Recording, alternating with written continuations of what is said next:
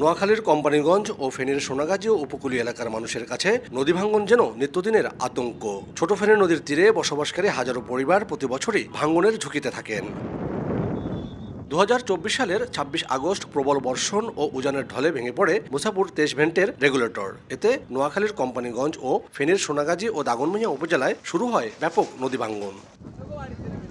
পরিস্থিতি সামাল দিতে নতুন করে মুছাপুর রেগুলেটর নির্মাণ সহ ছোট ফেনী নদী ও বামনী অববাহিকায় সমন্বিত বন্যা ও নদী ব্যবস্থাপনা এবং নিষ্কাশন ব্যবস্থার উন্নয়ন প্রকল্পে হাত দিয়েছে সরকার। রেগুলেটরটি ভেঙে গিয়েছিল 2024 সালে, সেটা আবার পুনর্নির্মাণ এবং এই তীর ভাঙনের জন্য একটি স্থায়ী সমাধানের প্রকল্প অতি শীঘ্রই সরকার গ্রহণ করা হবে।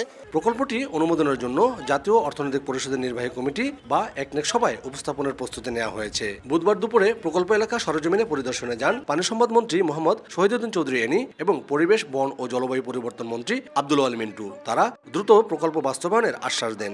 আমরা এই প্রকল্পটি যদি কোনোভাবেই না করি তাহলে প্রতি বছর আমরা সমস্যায় পড়ব এবং ডলের পানিতে আমরা সবসময় বেঁচে থাকতে হবে, আমাদেরকে আরো যুদ্ধ করতে হবে। এই জন্য একটা সুযোগ রয়েছে এবং এই সুযোগটি আমরা দীর্ঘদিন পর পেয়েছি।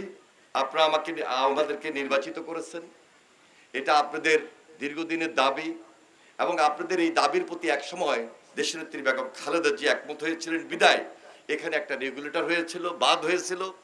যেহেতু এটা ভেঙে পড়েছে, এটা এখন নাই, নতুনভাবে আমাদেরকে আরো 10 কিলোমিটার, প্রায় 10 কিলোমিটার বেশি আমাদেরকে এখন এই নতুন প্রকল্প প্রস্তাবিত যে প্রকল্প সেই প্রকল্পের আওতায় নিয়ে আসতে হবে। নদী ভাঙ্গন যেখানে যেখানে হচ্ছে এখান থেকে আমাদের সেই দাগনভূঞা শেষ পর্যন্ত, সেখানে যদি দয়া করে যদি উনি পানি সম্পদ মন্ত্রণালয়ের চিফ ইঞ্জিনিয়ারকে বলেন যে অন্তত যেন নদী ভাঙ্গাটা রোধ করতে পারে স্থানে স্থানে, সেটা যদি করে তাহলে আমাদের এই 2-3টে ইউনিয়ন নোয়াখালী জেলার এবং 3-4টে ইউনিয়ন ফেনী জেলার বেশ উপকৃত হবে। প্রায় 896 কোটি 61 লাখ টাকা ব্যয়ে এই প্রকল্প বাস্তবায়নের পরিকল্পনা নেওয়া হয়েছে। আতিয়ার সজল, সময় সংবাদ, নোয়াখালী।